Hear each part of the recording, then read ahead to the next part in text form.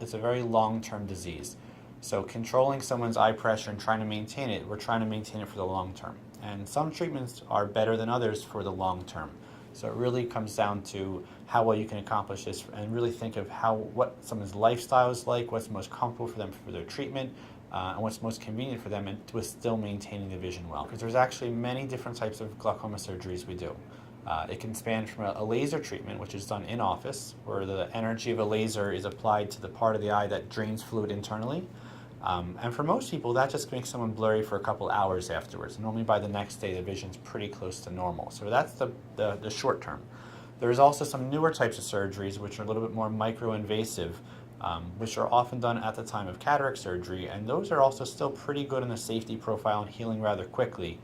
And then there's when someone gets more advanced glaucoma, they need a more advanced surgery, something that tries to lower the pressure better, but can have more risks to it. Those things are typically a tube shunt or a trabeculectomy. Those are more the standard types of glaucoma surgeries, which we tend to save when we need them. For the most part, those surgeries can take weeks or even months of a visual recovery. That's not a fast visual recovery. There are some other surgeries, though, that are on the quicker side. And sometimes we do a laser procedure called an SLT, where you're trying to make the eye drain fluid on its own better. So when we do the SLT, I typically like to figure out how well it's working about 6 weeks later.